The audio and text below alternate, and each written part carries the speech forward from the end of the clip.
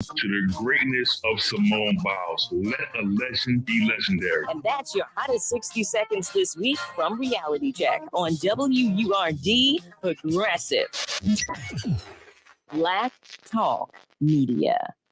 WURD Radio Digital Tip of the Month with Stephanie Humphrey is brought to you by Comcast. Like anything else in life, technology has an expiration date. Smartphone hardware gets old and starts to break down, and software becomes harder to keep updated. After a while, not updating your device or your software can cause functional issues like slower speeds and crashing apps or websites, and security issues that can leave your technology open to hackers as well. But how do you know when it's finally time to make that upgrade? Head to endoflife.date to search for your device or software. Find out what latest version exists, if your version has been discontinued, and if there is still support for the gadget you own or the software you're currently using. While your devices and software should still work past their end-of-life date, check out endoflife.date so you won't be unprotected and you won't sacrifice productivity either. Stay tuned to WURD for more tips and stay connected with us at wordradio.com. The job search can be a difficult and frustrating process. WURD's Livelihood Initiative was designed to help you find the right opportunity for your next professional move. Check out the recent openings posted on the Livelihood job board at wordworks.com. The Wagner Institute of Science is hiring a science outreach educator. The Bicycle Coalition of Greater Philadelphia is hiring both a director of finance and operations and an executive director. For more information on these jobs and others, go to wordworks.com and learn more about the Livelihood Initiative, brought to you by WURD Radio, Progressive Black Talk Media. Words of empowerment. Oh, I am Vera Portier, and I am the founder of Every Heartbeat Counts. Yes, younger generation, please. Life is short. Love one another. Take care of one another. Advocate for one another. Be kind. We're better together. We are better together. Talk to your parents. Reach out to somebody in 100 Black Men. You are loved. I know you feel like we're a little disconnected. I'm willing to talk to you and connect with you and just get on the same wavelength. We love you. This is Words of Joy and Empowerment on WURD, Progressive Black Talk Media. Audio provided by Love Now Media. These Words of Joy and Empowerment are brought to you by Wells Fargo, Mainline Health, and the Pennsylvania Lottery. Celebrating 20 years of progressive Black Talk Media. This is WURD, 900 AM and 96.1 FM. Philadelphia, streaming online at wordradio.com and the WURD Radio app.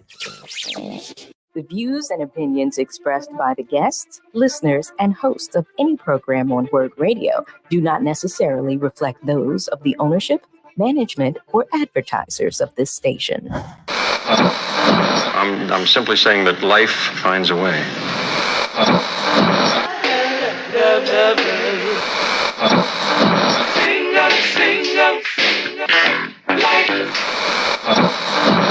All right, people, write something on the board. Let's spell it. First letter. L O G. What's that? What? It's time. It's time to have real, honest, open, difficult, and inspiring conversations. It's time for Love and Life on WURD, Progressive Black Talk Media.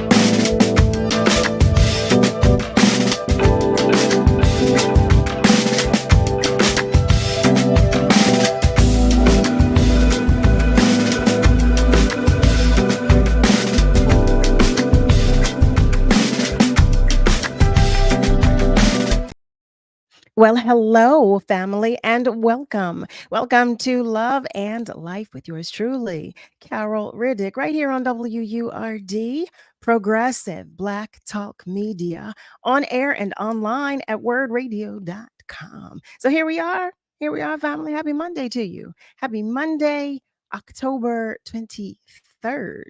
Ooh. 10/23/23. Nick and I are always happy to have you join us. As you know, we are. You know we are. And how about happy birthday to you if you are celebrating a birthday? You know, I believe we should all be celebrated, just wildly celebrated. We should. We should. So, family, listen, if you are on our socials, let us know that you're out there by sharing a comment or two or a few. Or, you can even give us a call. You can do that by dialing 215-634-8065. You can even call us toll free. And you can do that by dialing 1-866-361-0900. We like all the love that you share with us. So, however you care to share it, we're good with that. We are good with that. Now, listen, for those of you whose hearts are heavy, for those of you whose light is shining just a little dimly, I just want you to know it's going to be all right. But I definitely want you to know that on behalf of your tribe and your village, you are not alone. You hear me? I'm sending you some extra, extra, extra love and hugs. Just so you know that we are all in this together. We are all in this together. Now, family, I like to know how your life is going and coming along. I like to know. So, what did you do over the weekend? I want to know all about it. Y'all know I want to know, what you did and how your day went. As a matter of fact, Mondays are typically the hardest. So tell me how your day went. I want to take a moment to go to our socials and check in because our family members are beginning to check in. Brother Nasir. Hey there, Nasir. How are you? Always great to hear from you. He's sharing peace and blessings with everybody. And see that? See, Nasir is filling me in. You went to the Jerry Blavitt tribute concert. You know what? Let me tell you how I did not know it was taking place. But a friend of mine, Adam Weiner, was telling me about it today. He said it was awesome. He said it was awesome. And wait, he showed me a picture of Darlene Love, by the way, who is absolutely beautiful. She's stunningly gorgeous. And he said she told him she's 82. Where? She is beautiful. She is absolutely beautiful. But he was telling me about it and he said it was awesome. So Nasir, did you enjoy it? Did you have a good time? Or, tell me, fill me in. You can't just tell me that you went and not fill me in. You know how we do. So family, listen, I do want to remind you of a few things. Actually, Word Radio is sharing a harvest for the world. Now through December 31st, visit wordradio.com to find out information on upcoming give back events in the Philadelphia area. If your organization is hosting free clothing giveaways, food drives, free workshops, community dinners, and more, please share the details using the form on our website. Visit wordradio.com/the harvest and look for the harvest banner. It's harvest time, and we're sharing information on those giving back to the community. The harvest is brought to you by Comcast, Pico, Keystone First, and the United Way. We are Word, Progressive Black Talk Media. And the other thing I want to remind you about is that we need support from our community. I was telling you this last week, family. I'm going to tell you, I'm going to keep telling you. Our Forward and Up campaign has an unprecedented goal for Word Radio to recruit 2,000 members of the Forward movement. Now, I believe in Word. And because you are listening, I believe that you do too. So if you are not already a member of the Forward movement, now is the time. Go to wordradio.com and click on membership at the top of the page.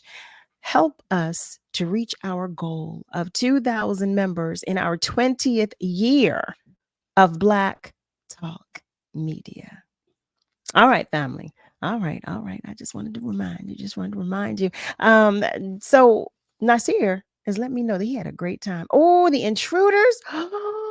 I love the intruders. I love the intruders. And he said the intruders and Darlene Love they were amazing. I know they were. I know they were. Let me tell you something, Nasir. I want to be like you when I grow up. All right. I just want you to know that. Nicole P is also checking in and she shares, hey, Nick, hey, Carol, and Love and Life family. Super happy that the Eagles won yesterday. What? Let me tell you something. I could not be happier. Okay. I do know one thing though. I love Jalen, but I get I get nervous when he runs the ball. I feel like I don't want him to get hurt. I don't want him to get hurt. I get nervous. But I feel so good. We will take it. We will take it. And how about our Phillies? Okay, how about the Phillies who are playing tonight? I love it. I love it. All right, family, let's get started. You know, I could talk to y'all forever. But we do have a guest that I want you to meet. Now, I know typically on Mondays we talk with our resident clinician, Mrs. Farida Boyer, but she could not be with us today. And she sent someone equally as amazing in her stead. Our first guest tonight is a licensed marriage and family therapist who currently serves as an AAMFT approved clinical supervisor at Drexel University, as well as the clinical coordinator for the Black Brain Campaign LEAP program. Family, I invite you to the conversation with our first guest this evening, Dr. Kevana Nixon. Well, hello there, hello there, hello there. Oh, hello, Carol. How are you? And welcome. I am great. Thank you for having me. I'm so excited. I'm so excited that Farida asked me. I'm excited to be on here with you. So I'm just pleased that you asked me to be here. I'm ready to get in the conversation. I love it. Same here, same here. We listen.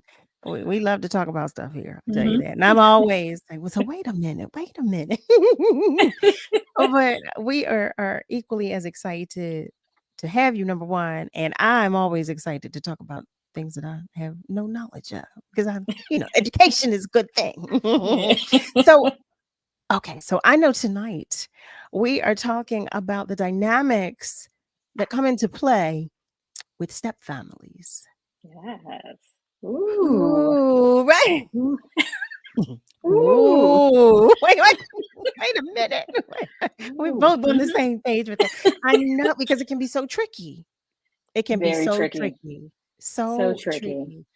So now the first thing Where I'm do you want to curious to know, start? because I want to jump right in. Listen, I I'm want about to to say, jump where do you right want to in. start? I know there's so much ground to cover. And family, I'm going to remind you before I start asking my questions, because I know you will have comments or questions of your own. And you can feel free to share them with us on our socials. And you can also feel free by calling. You can call us too. So the first question I have is, in your expert opinion, how would you suggest we go about parenting children that are not biologically ours? Ooh, Carol, I don't know if they're ready for this conversation. I don't know if I'm ready for this conversation. Because one, that's already a sensitive topic about how we parent, right? Right. Mhm, And now you add mhm, in the fact that this is not your child, right? mhm. So I'm going to say some stuff that maybe people don't like. All right. Well, let's Okay. go. So the first thing I'm going to say, and this is going to sound crazy, but don't parent the child that is not yours. If it is not your child, you really have to check in with the person you're dating, right? Mhm, You have mhm, to see what are their parenting views, right? How do they parent? How have they decided to co-parent with the person if there's somebody involved? Not even that, maybe it's not a co-parent, maybe it's a grandparent, maybe it's an aunt, maybe it's a sister or uncle, mhm, right? And so mhm. I say, don't do anything until you check in with that mate. Check in with your mate and see what they say. Because when I tell you that's the biggest conflict when they're coming in the room, is they have Mm, different views and it's not your child. That's the first thing they say. Oh, it's not my child, but you asked me to right. watch the child, right? So yeah. So, would you suggest? Well, no, I think I know the answer to this question. Should there be counseling specific for this subject matter prior to um prior to marrying the other individual, or prior to making the relationship serious, or including the children in the relationship. Yeah, I mean, Carol, I'm biased, so I'm gonna be like, yes, yes, Okay. therapy, always therapy, right? But I know that's always, it's a privilege to go to therapy. It's not always accessible Right. resources. But even if you don't go to therapy, which you need somebody else who has a different objective eye that can help you Mhm. walk through it, right? I think that's great. But sit down and have a conversation. You'd be surprised how many people don't even discuss it, and they just Well, move in together and they move forward, but they don't have the conversation. Nope. Mm-mm. but that Uh-huh. I'm sorry, but that's children are they play an integral part Mhm. in a relationship. Yeah. Yeah. Yeah. Well, And in you'd the be surprised success, how. or well, I should say, yeah, in the oh my god, I can't. Well, let me be quiet. No, let me not. I can't Yep. imagine. Mhm. Okay, y'all, what are we Yeah. doing, Don't be family? quiet. Mhm. Yeah, wait, what Yeah. are we doing? We need to talk about this, because I mean that's so Yeah. important. It's so Yeah. so so important, and Yeah. And especially because yeah. oh, go right ahead. I'm sorry. No, I was going to say, and I would say if you do go to therapy, it is good to have a licensed clinician who's trained to work with families, right? To Mhm, talk about things you never thought about. Like, yeah, what are my parenting views? Do I believe in corporal punishment? Do I believe in spankings mhm, or consequences or soft parenting that people are doing? Like, what are my beliefs? And then, depending on who the parent is or the person who has the children, may be like, well, I don't want you to do anything at all. I mhm. don't want you to, but we're living in the same house. And so how do you navigate that? And so you really, really need somebody to kind of roll back the curtain and look at how you learn how Yeah. to parent. What are your beliefs around that? Because some people it will break up the relationship before it even gets started because they haven't had this conversation. And then you have these expectations that are never spoken, but they're supposed to be Yeah. held to. But I mean Hmm. that makes sense. How do you? First of all, that's a huge point of contention. And how are Hmm. you expected? How can one be expected to um, maneuver, navigate being in a Hmm. relationship with another individual when they have issues with that person's child? Like, I don't understand Hmm. how that just sounds like discourse. Yeah, a mess. A It mess. just is a hot mess. Yeah. A hot mess. That's what it sounds like. Uh-huh. Yeah. But it's such a Oh, touchy subject because again, it depends on again your relationship with the child, your relationship with mhm, the partner. Again, we haven't even added in the factor of again the co-parent or the person, other people who are raising the child who may feel some type of way, or there's several factors that can impact what happens and how you parent and how you're choosing to help mhm. parent somebody who has children already. I just want to take a moment to acknowledge some of our family members are checking in. Miss Joanne, hi there. Miss Joanne Ooh. Dormon is checking in. Hello there, beautiful. She says, good evening to everybody, the entire Word family, guests and listeners. Be grand wherever you can. I love that. I'm going to put that in my back pocket if you don't Mm-hmm. mind. I love that. And Malcolm is checking in. Hey there, brother Malcolm. He's sharing that he's watching and listening from West Mount Airy, and he says, good evening to everyone. Oh, he also shares that Sherelle Parker is on Channel 6 right now. Okay, so let me find out, Malcolm, if there is breaking news or if there is a press conference taking place, because we'll tap into that if, in fact, that is the case. Thank you for that bulletin. Brother Malcolm keeps me on top of it. I tell you, he does. He keeps me on top of it. Nick is I going love to it. check for us. Nick is going to check for us to see what's actually happening and going on, to see if there's something that we need to share with you all in this moment. But in the event that you have just tuned in, family, you are tuned in to Love and Life with yours truly, Carol Riddick, right here on WURD, Progressive Black Talk Media, on air and online at wordradio.com. We are talking with Dr. Kevana Nixon, and we are talking about the dynamics that come into play with step families.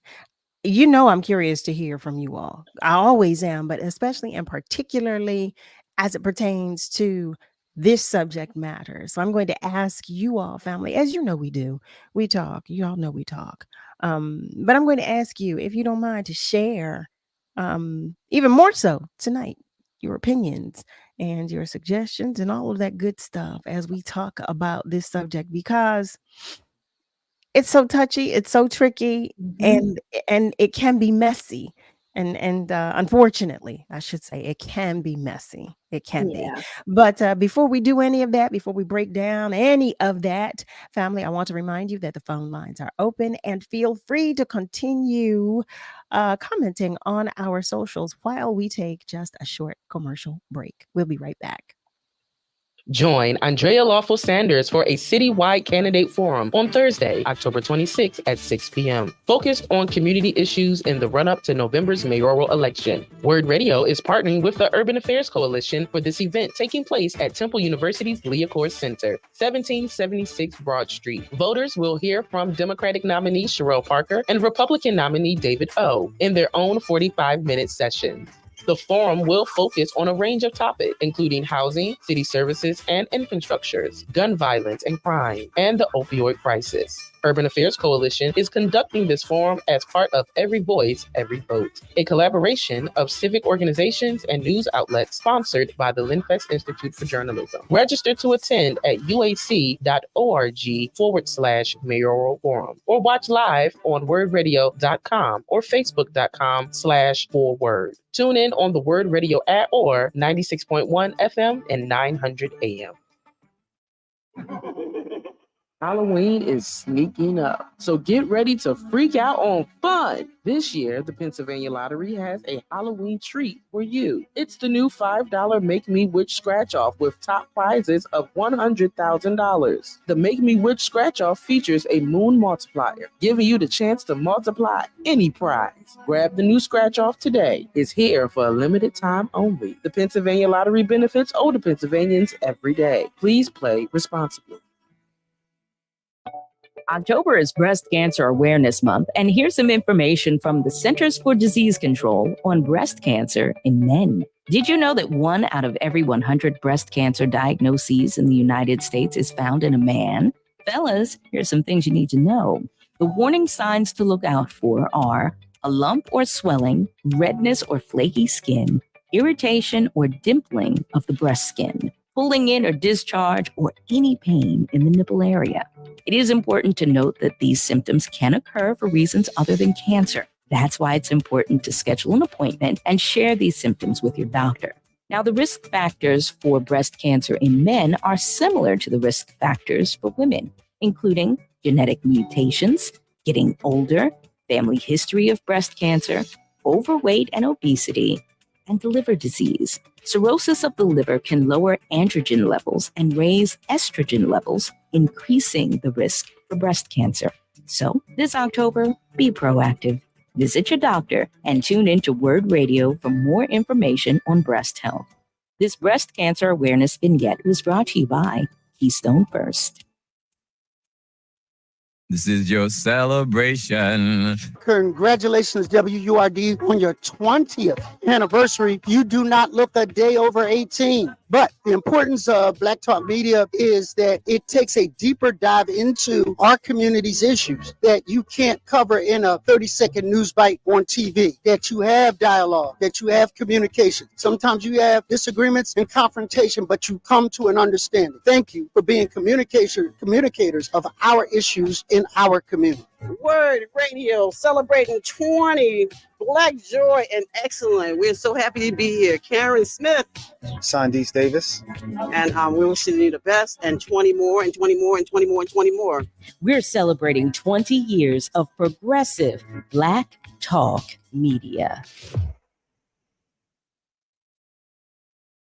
You're listening to Love and Life with Carol Riddick on WURD, Progressive Black Talk Media.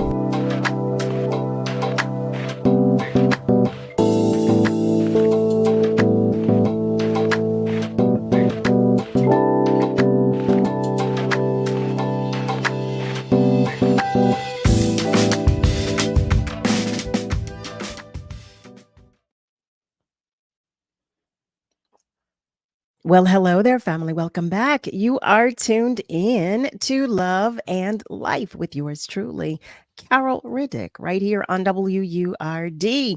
We are talking with Dr. Kevana Nixon, and we are talking about the dynamics that come into play with step families.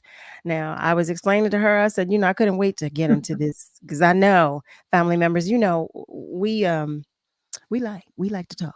We definitely like to talk. And this Yes. subject matter is one that we sometimes don't hold our tongue about. Brother Nasir shares that he raised a young woman since she was 2.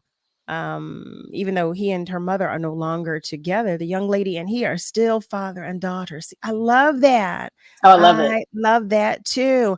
Frey is checking in. Hey there, Frey. Hey, beautiful. She's sending love to all of us, and we receive it. I just want you to know.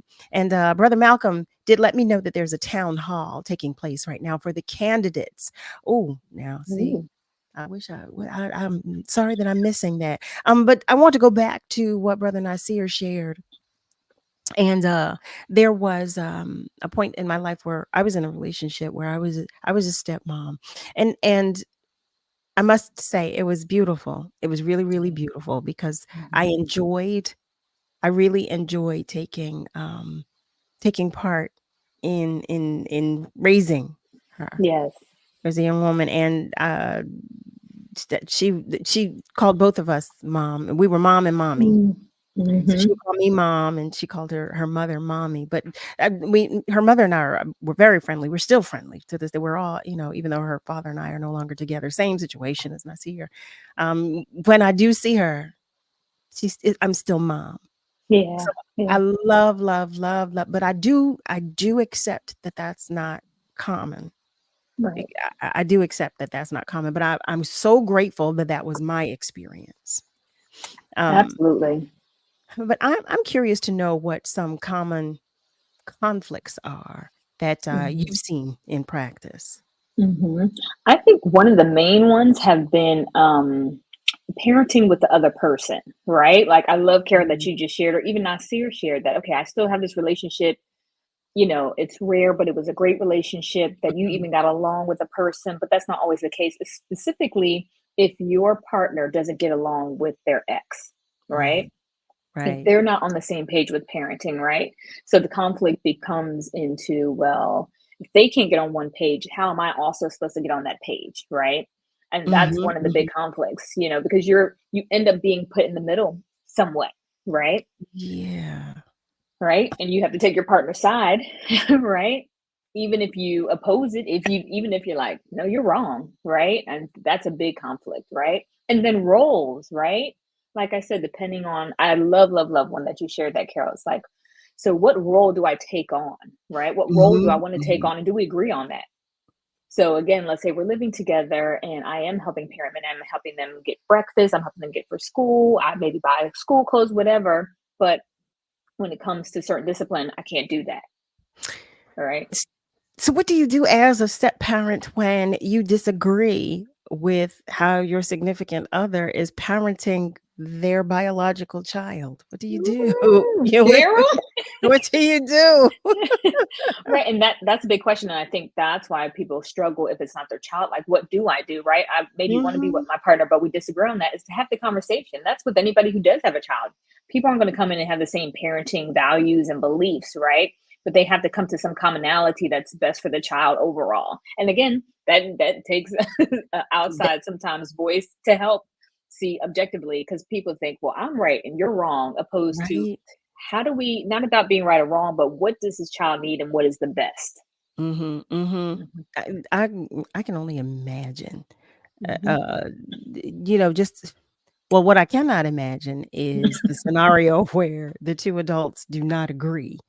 And then you have this child in the middle that's in between its biological parent and the step parent, and what if, let's just say, for the sake of the conversation, that what the step parent is asking for is really what's best for the child. Right. Your face, Carol. Your face. Yeah, Exactly. Like, what do you do? Right. What yeah. do you do? Because that could be a deal breaker. It can be a deal breaker, right? It can, and I think it depends on the severity of what's happening, right? Because again, ultimately, you are serving a role, you are part of parenting the child based off of what you agreed on, but ultimately, at the end of the day, your partner and their ex or co-parent are the parents, right? And it's not sad, but let's say it's something you just disagree with, but it's not anything that's harming the child or detrimental to them. But let's say something you just don't agree with, you gotta kind of go along to get along, right? Find your way where you can support your partner. Yeah. Oh my goodness. So I know. let me ask you I this, know. because it's just because I think Mhm. about the child in this scenario, and it's just a lot for a child to process, number one, but to also navigate. That could be a lot. Yes. That could depending on the age of the child and what has Mhm. already taken place in the child's life. That could be a lot for a baby to Absolutely. yes, to navigate. Absolutely. So, Yeah. have you had experience with a scenario where the biological parent and the other parent, like say Mhm. say that didn't get along. That's where I'm going with Mhm. this. Where you have a Oh, yeah. relationship here. Yeah, Oh, yeah. Oh, I listen, don't doubt. listen. So I did a lot of family-based community work in Philly, right? And a lot of Okay. times, I remember this one specific family. I won't go into too much Mhm, detail, mhm. to break their privacy, but Absolutely. the mother and father had been the child was like 16, 15 at the time. The parents had been separated early on. The mother was remarried, had another child. And I really had to work with all of them to get on the same page about parenting their child because he was having issues at school, he was running away, which is a Mhm. lot of factors, right? And trying to even get them in the same space. I would just have to be Mm. creative and get them on the phone. Like, hey, y'all, it seems like you all can't be in the same space. Can you get on the phone? Right. I had to really be creative as a therapist about how can I bring them together and look at the common goal that they want this child to be safe. They don't want him to Mhm. be hurt. They don't want him to be shot. Oh, yeah. But it was, and then the stepfather who lived in, he was parenting and he felt the same way. Like, you expect me to pay the bills, do all this, but I can't tell Right. him or I can't discipline him the way I want. I had to do it your Right. way, but I'm also expected to do this. Yeah, that was a lot of our work. And now I'm thinking of as you were saying that, I was thinking of a scenario where you have the couple, the biological parent and the step parent, and then they have a child of their own. I can't Mhm. imagine uh I can't imagine that dynamic as well Mhm. because that could be a lot. That could be very stressful.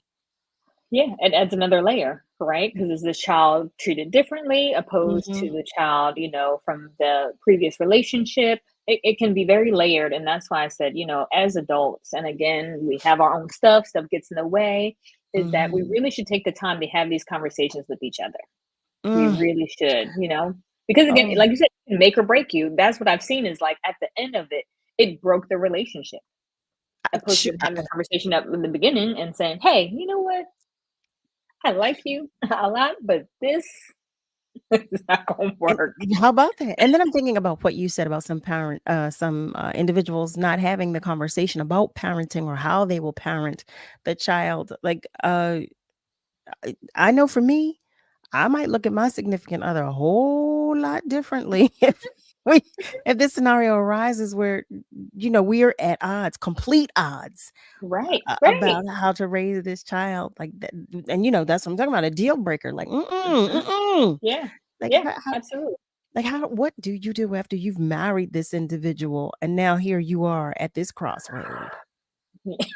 I mean, And what that's that's the hard decision people have to come to. Like, what am I willing to sacrifice? Is this person worth more than what I value if I don't agree with it? How do I work around it? You're right, because Mm, I remember working with a couple where it was something simple as um they weren't married, but they had been together for years. They mhm, lived together at this point. The daughter of the mother was like 14 or 15, and the partner, the guy, really was like, nope, I expect her to do some chores, clean up, and and mom was like, no, she doesn't have to do mhm. anything.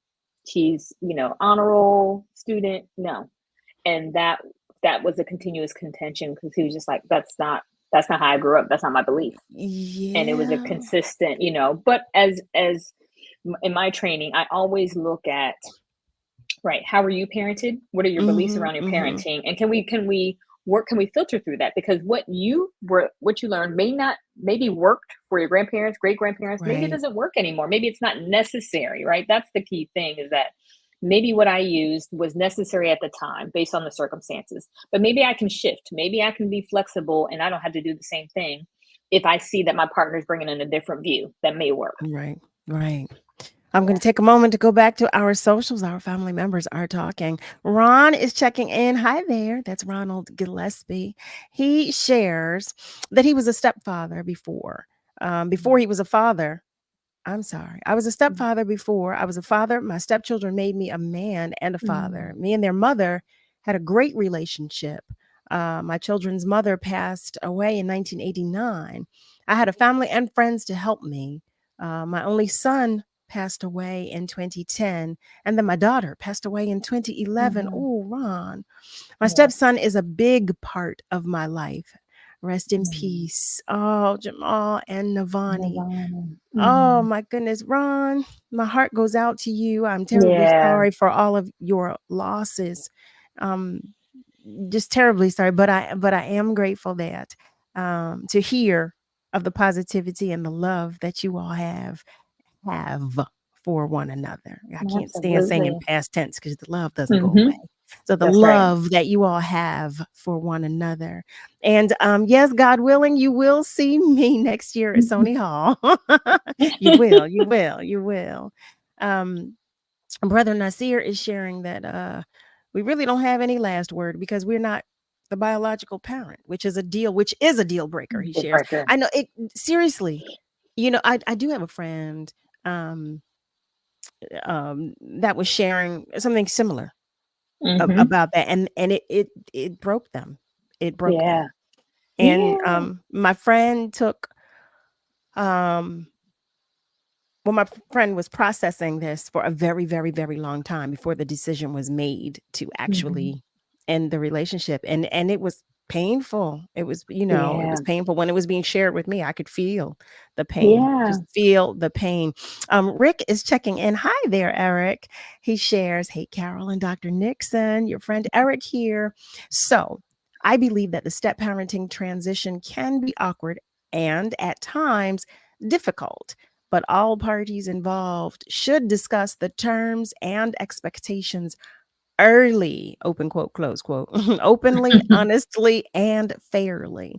Patience and compromise never hurt anyone. I'm in full agreement with Mhm. you with that. I can't imagine, being in a Yeah. relationship and you don't discuss that because children are, like I said, they play such an integral part in the relationship, and parenting is huge. That's Mhm. like not having a conversation about finances, like, because these are things that come into play, Right, in a right. Yeah. relationship. But you'd Like, be surprised, Carol. Yeah, because again, think about it. When you meet somebody, you get caught up in the love and the lust and the excitement, and you just want to be right. with the person, right? And then what happens is you start to relax your boundaries, you become a little bit more lax, and then you move through things, and then the conversation doesn't happen. You just move around it. But there's tension around it, there's things that come up around it. Yeah. So, but I love what Eric said. Well said. Yes. Very well said. And I just want to let you know, Ron, that Malcolm is expressing some love. He's sharing some love. Um, and expressing condolences. He shared, wow, so sorry, Ron. Brother Gary is checking in as well. Hi there, Gary. That's Gary Bryant. And he's sending a good evening to everybody. And we received that, Brother Gary. Yes, we do.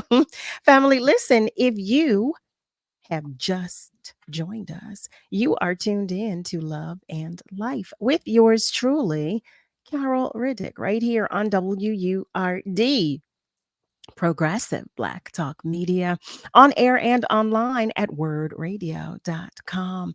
We are talking with Dr. Kevana Nixon, and we are talking about the dynamics that come into play with step families.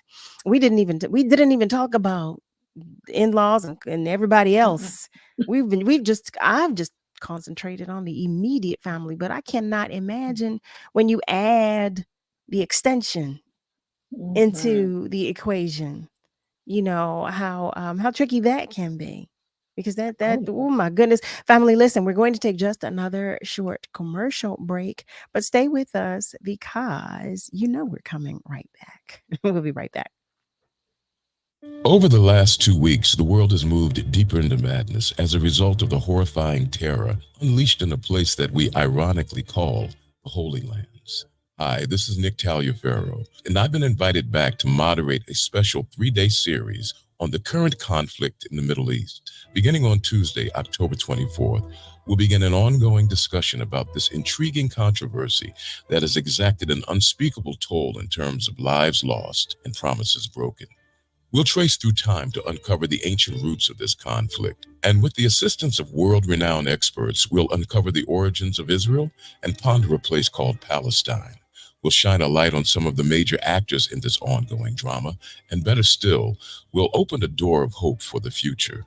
So join me for a 3-day discussion into this very sensitive subject, beginning on Tuesday, October 24th at 4 p.m., here at the home of Real Radio Dialogue, WURD, celebrating 20 years of keeping you informed, enlightened, and empowered. King C. Gillette knows you're dedicated to your barbershop routine. But what about after? What's your routine for facial hair to avoid dry skin, itching, and beard rough? Well, the King C. Gillette Beard Oil is a perfect fit for making your beard feel as good as it looks. It softens your facial hair and moisturizes to help prevent itch due to dry skin. Get facial hair that feels as good as it looks. Just trim, wash, and soften with King C. Gillette. Are you ready to party? The party is about to be on.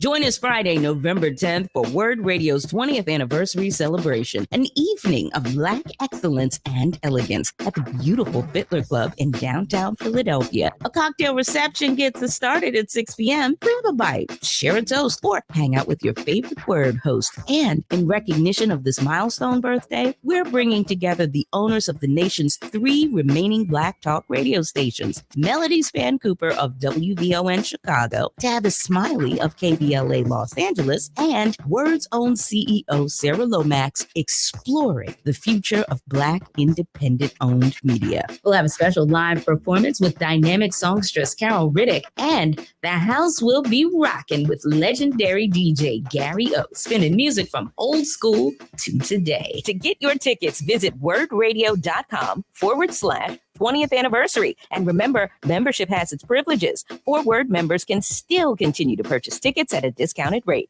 Your membership will be verified after purchase. Our 20th anniversary celebration is brought to you by Comcast, Bank of America, United Way, Keystone First, Wells Fargo, United Healthcare, and Mainline Health. We gon' celebrate and have a good time.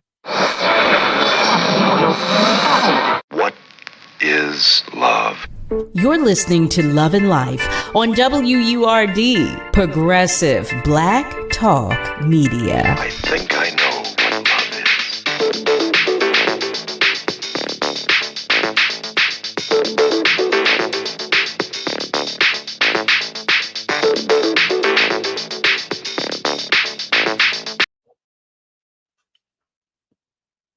Well, hi there, family. Welcome back. You're tuned in to Love and Life with yours truly, Carol Riddick. We're talking with Dr. Kevana Nixon, and we're talking about the dynamics that come into play with step families. So I have a question, Dr. Nixon, and this is before we even get to becoming a step family. When is a good time to introduce a child into a relationship, and how would you suggest doing so? Ooh, I love that question. I love that question. And you know what it made me think about? When Steve Harvey's book came out, he actually mentioned something about this. He was just like, ladies, if you're interested in a man and it's going well and he's showing up, you should introduce your kids immediately. You shouldn't wait, because you would develop this relationship with him and be in for 6 months, and then along comes this person. And I'm just like, oh, that's a little right, exactly. Yes, right. I was like, no, I don't necessarily agree with that. I was just like, that's a negative. Yeah, because children are, like you said, are sensitive, right? And they actually understand and see more than we really honestly understand. And so I think I never give a person a time limit or a time range, but I think you have to know what you're looking for, what your boundaries are with your children and yourself in regards to your dating life, right? Like what does your dating life look like, right? Are you just single and ready to mingle all the time? Do you want something serious and you want to be intentional? Do you want to maybe get married? And so I think making that clear for yourself and setting your boundaries, that will help you determine about when should I introduce my children, right? Meaning, is this a friend? Is it serious? What stage are we at where I know, I would suggest this, when you know you're at a stage where you know this is going to be more than, okay, we're just hanging out and getting to know each other. We know that we want to move to a committed relationship. I think you need to start to think about it then, right? And saying, okay, hey, how do I, be honest with you? Children are smart, right? I said, I had a stepfather and I knew early on this wasn't just my mom's friend. When I was 6, right? But you spending that at his house. I'm putting 2 and 2 together. So kids understand and know way more than we think. And we're the ones who are lost. And they're like, girl, just tell me. I know knew. it. Right. I knew. It was always interesting to me. Well, it's funny. I'll share this. My mother and father were not together at the time. And my father had introduced me to a woman he was dating. And he introduced her as my aunt. And I was talking with my grandmother. And always I said, yeah, well, aunt so-and-so. She said, I only had one child. She is not your aunt. So we were always, that was always, it always gave me a chuckle because that was so common to hear, oh, that's Uncle so-and-so or that's Aunt so-and-so. But in any event, I just wanted to share that, family. Y'all know I share. But Eric is sharing. I do want to say that my friend's 15-year-old stepson constantly refused to simply clean his room properly. He let it go. He walked away numerous times. Then one day he told his wife, honey, you had better check your son before your son gets checked. Sometimes frustration leads to discipline. And he's curious to know what your thoughts are. Ooh, that's a great question, Eric, because I think that is one of the typical things that happens, right? And the thing I think I go to in my mind as a therapist is that, so what was happening before then? How were you all having the conversation? Because, right, you said it was this buildup and led to frustration. Well, the frustration is not just one day. It's one day, the beginning, the middle, the end. Like there's pieces along the way. And I would be curious, but how did you have this conversation? You almost gave your partner an ultimatum at the end point where you were done. That's what I heard. You were done. You were like, you better make this decision. And I feel like that's the worst possible time to give a person an ultimatum about what decision they had to make. So I would go back to, how did you have this conversation before? What were your expectations? Who was supposed to make the final decision, right? And as a therapist, I looked for certain words and I saw that they didn't clean it in a specific way. What was the expectation? Maybe she has a different expectation. Is it okay that they don't do it a certain way, the way that you expect?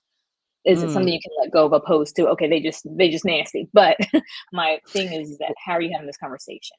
Well, he shared that the wife never intervened. And if so, it was done softly with no results. And he also shares that he does not agree with Mr. Harvey.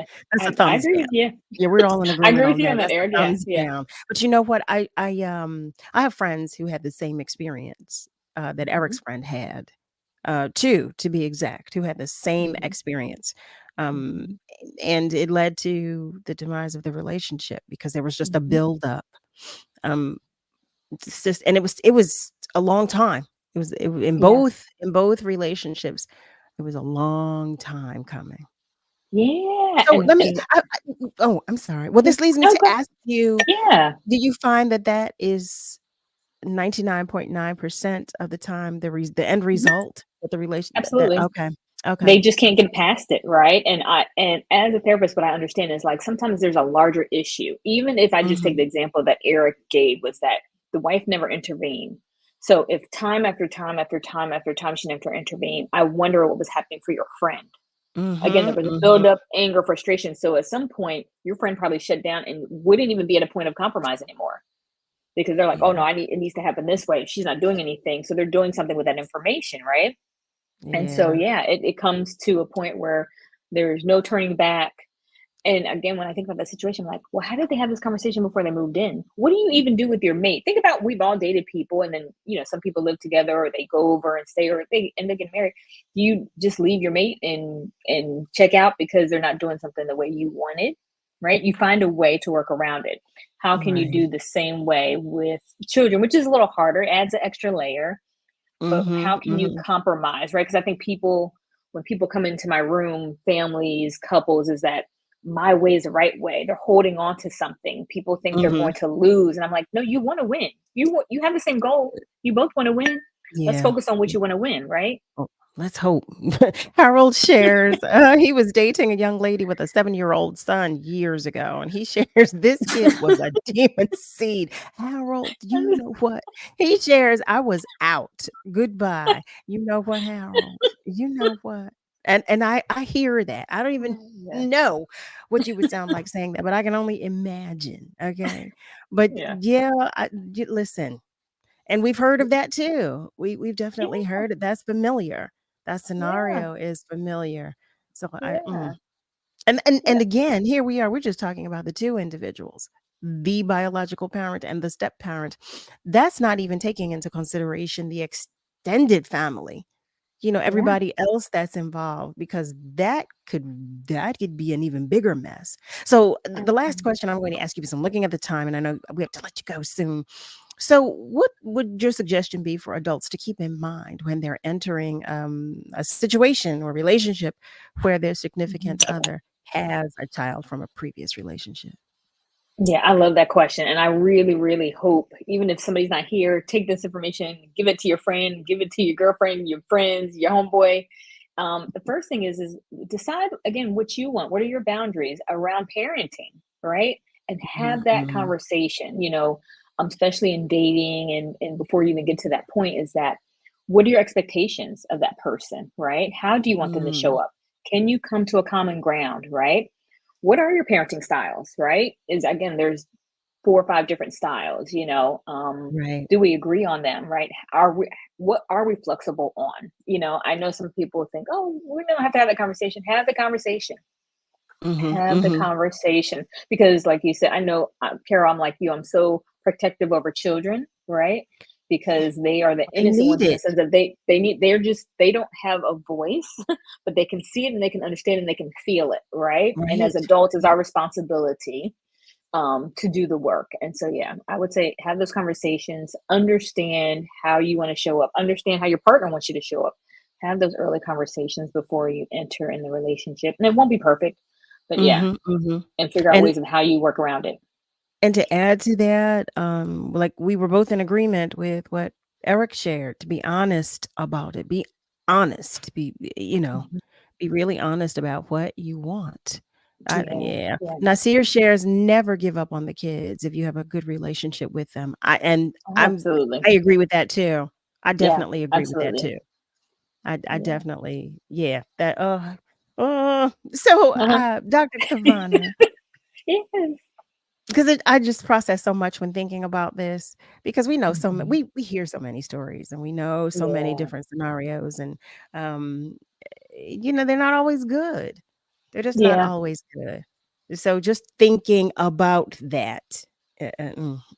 So Eric, before we let you go, Eric is sharing with us something else, and he shares that he and his friend discussed it, and his point of view was, I just want to teach him not to be slovenly and codependent in simple domestic tasks. She said, oh, he's just a boy. All boys are like that.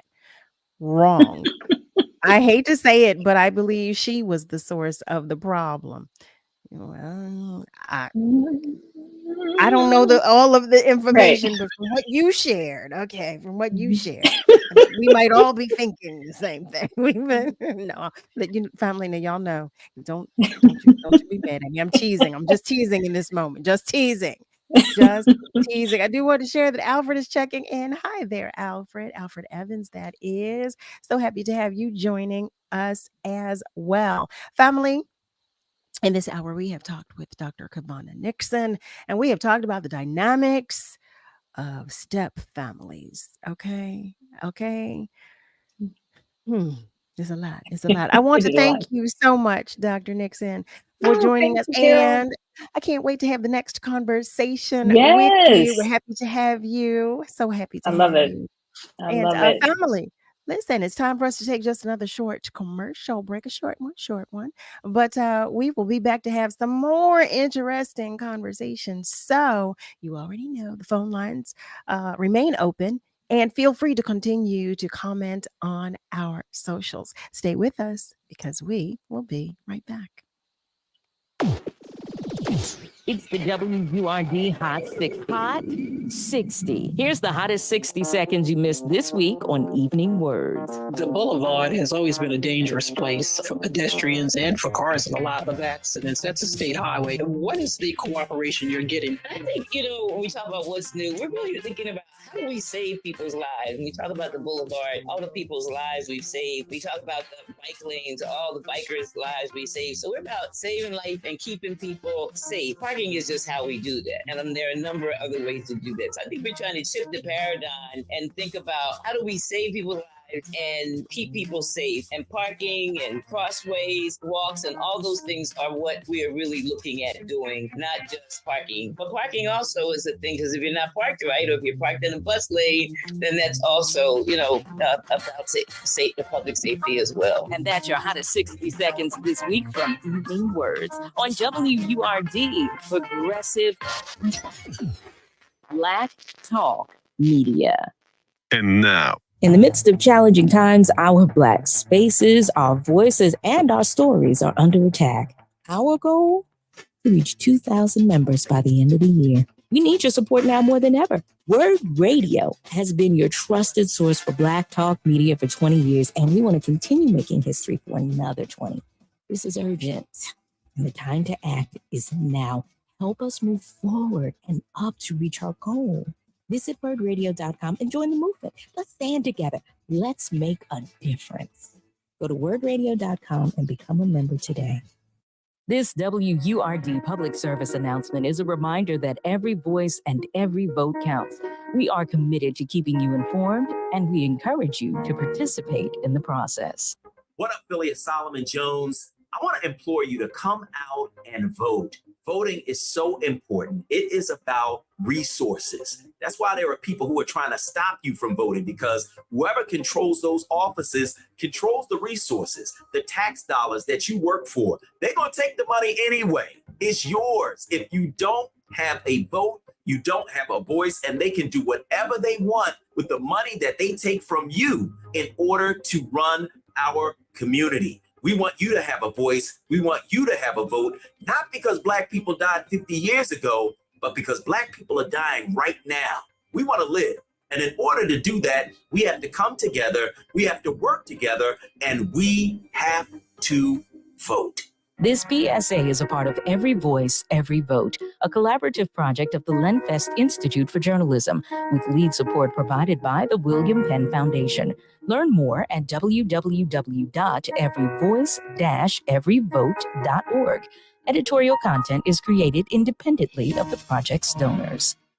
WURD Radio is sharing a harvest for the world. Now through December 31st, visit wordradio.com to find information on upcoming give back events in the Philadelphia area. If your organization is hosting free clothing giveaways, food drives, free workshops, community dinners, and more, please share the details using the form on our website. Visit wordradio.com and look for the Harvest banner. It's harvest time, and we're sharing information on those giving back to the community. The Harvest is brought to you by Comcast, PICO, Keystone First, and the United Way. We are WURD, Progressive Black Talk Media.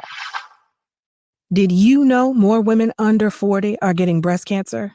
Especially Black and Jewish women whose cancers are often more deadly. If you're a woman, talk to your doctor by age 25 about your breast cancer risk. The American College of Radiology recommends you ask your doctor if you should get a mammogram before age 40. Need other tests like an MRI with your yearly mammogram, or should be checked more than once a year. For more information, visit mammographysavesllives.org. We're bringing joy and power to the people. This is WURD Radio, 900 AM and 96.1 FM, WURD, Philadelphia, celebrating 20 years of progressive Black talk media. Streaming online at wordradio.com and the Word Radio app. Let me tell you something, and don't you ever forget it. Success is nothing without someone you love to share it with. You're listening to Love and Life with Carol Riddick on WURD, Progressive Black Talk Media.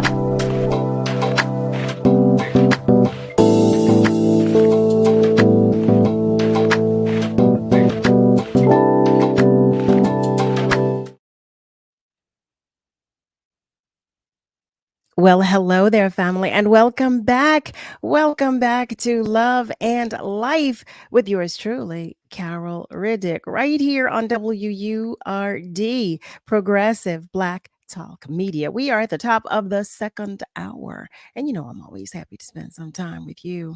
We just had an interesting conversation with Dr. Kevana Nixon about step families. I thought that was really interesting. And I hope you enjoyed that conversation. Before our next guest joins us, now y'all know, you already know. I've there's so much going on in the news that I want to talk with you about those things. But before I do, I want to remind you of some things. The first of which is that Word Radio is sharing a harvest for the world. Now through December 31st, visit wordradio.com to find information on upcoming give back events in the Philadelphia area. If your organization is hosting free clothing giveaways, food drives, free workshops, community dinners, and more, please share the details using the form on our website. Visit wordradio.com/the harvest and look for the harvest banner. It's harvest time, and we're sharing information on those giving back to the community. The harvest is brought to you by Comcast, Pico, Keystone First, and the United Way. We are Word, Progressive Black Talk Media. The second thing I want to remind you about is that we need support from our community. Our Forward and Up campaign has an unprecedented goal for Word Radio to recruit 2,000 members of the Forward movement. Now, I believe in Word. I know you know that. I believe in Word. And because you're listening, I happen to believe that you do too. If you are not already a member of the Forward movement, now is the time. Go to wordradio.com and click membership at the top of the page. Help us to reach our goal of 2,000 members in our 20th year of Black Talk Media. So, family, I was sharing with you that there are some things that I read that I want to talk with you about. But before I do that, I'm going to go to our socials and check in for just a moment. So Think Blue is checking in and saying, hey, I'm checking in. What did I miss? Well, we just talked about step families. We just had a little conversation about step families. That's what it was. That's what it was. Alfred shares, have her back. That must have been a great conversation about step families. I believe it was. I enjoyed it. And Nasir shares, it was a great topic, an awesome way to start the week off, Sister Carol. Thank you. Thank you so much. Thank you. And Alfred, I did see that. I finally saw that, have her back. So family, okay, this is what I want to share. Now, there are 3 stories in particular. I have about 10 that I set aside, but these 3 in particular are what I want to start with. First, so, we've all been kept abreast of what's going on between Israel and Gaza. And this story, I'm just going to share it. At least 130 incubator babies in hospitals are at grave risk after Israel cuts Gaza fuel. A premature baby squirms inside a glass incubator in the neonatal ward of the hospital in central Gaza Strip. He cries out as intravenous lines are connected to his tiny body. A ventilator helps him breathe as a catheter delivers medication and monitors flash his fragile vital signs. I read that. That broke me when I read that. Listen, I know we talk about evil, we talk about the cruelty of human beings, we talk about it all the time. But there's some stories that are just so much heavier than others, and that right there, that is cruelty and evil at its core. The second story that I want to share with you before our guest joins us is British school employs AI robot as principal head teacher for enhanced decision making. Now, family, we've been talking about AI lately. We've been talking a lot about artificial intelligence. I cannot imagine. Now I'm sharing my own personal opinion. I cannot imagine. But the article reads, artificial intelligence is taking over many jobs by automating tasks that were once done by humans. This is happening in a variety of industries, including manufacturing, customer service, healthcare, and transportation. In a surprising move, a preparatory school in the United Kingdom has named an AI robot as its principal head teacher. What in the world? Y'all, come on now, y'all. What in the world? What in the world? Okay. And the last story, because I really do want you to meet our interesting guest. She's phenomenal. This last story that I just want to leave with you is that the FDA is proposing a ban on hair relaxers with formaldehyde due to cancer concerns. The Food and Drug Administration is proposing a ban on using the chemical formaldehyde as an ingredient in hair relaxers, citing its link to cancer and other long-term adverse health effects. The new rule proposed by the federal agency would ban the colorless and highly toxic chemical in high straightening and hair smoothing products, also referred to as relaxers. Now, my question is is this new? Did we just realize this was happening? I don't believe this is new information. I just don't believe it's new information. So how do we get here now that the FDA is finally preparing to ban formaldehyde due to cancer concerns? How is it now? All this time? I don't know. I don't know. In any event, I wanted to share those three stories with you before our beautiful guest joins us, because I was just curious to know. They made me think. They caused me to think, and I like to share stuff with you guys, and I like to know what you think about them as well. So, our next guest. She's beautiful. She's phenomenal. Her name is Whitney White, and she is an Obie Award and Lily Award winning director, actor, and musician based in Brooklyn, New York. She is the current recipient of the Susan Stroman Directing Award, an artistic associate at the Roundabout, and is also part of the Rolex Mentor and Protege Arts Initiative.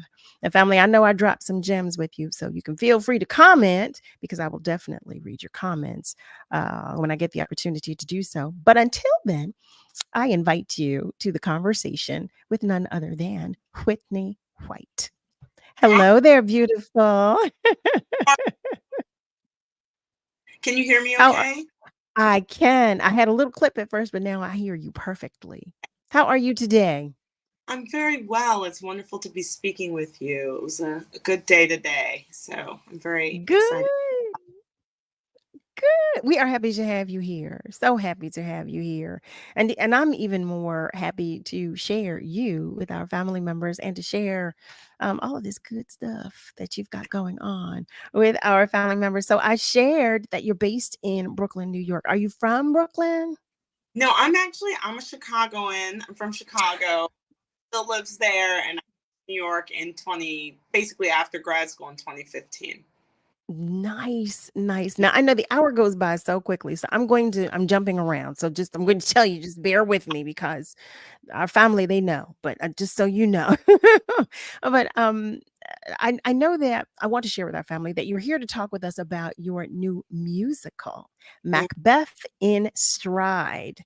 Now, first of all, I just want to know everything about it. But what I want to share with our family members is that the production examines what it means to be an ambitious Black woman through the lens of one of Shakespeare's most iconic characters.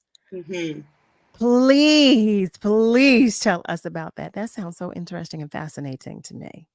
Oh my gosh, I can't wait for you to see it. I mean, you hit it on the head. Macbeth in Stride is a new kind of original musical and a rock and soul musical that takes the story of Lady Macbeth and puts her at the forefront. We begin with her, we end with her, and we kind of question this quote unquote iconic narrative, this iconic character. What's really in there?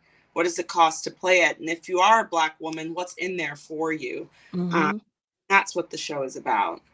It deals with a lot on gender and marriage and just what's the price of wanting too much in this life. Mm-mm.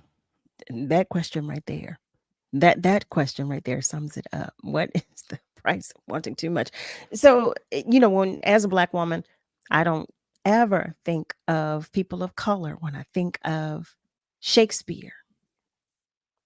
And I'm imagining it's common for us to not think of people of color when we think of Shakespeare, which was why this was just so interesting to me. How, from where did the notion, the idea, the inspiration come to choose Macbeth?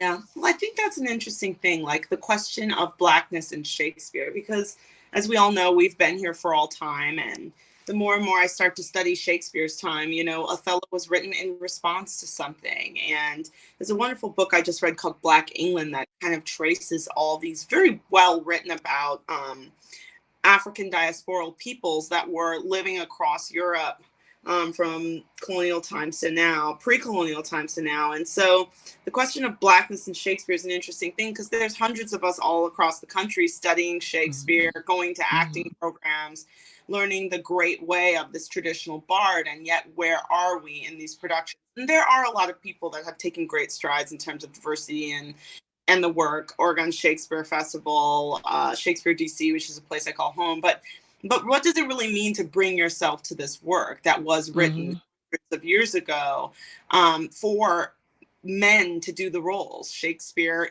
most of us believe, was a white man working with a company of people, and all the roles, even women, were played by white men in that time. Mm-hmm. What does it really mean now to step into these things that weren't necessarily made for you, but speak to you? And I think that's the one thing I want to make clear is I love Shakespeare because when I read the texts, I hear the world we live in now. There's so much that congruent with our times, the core issues of power and tyranny and politics and violence that feel like they're ripped from the headlines. Beth, she very much just feels like a homegirl who has a lot of ambition.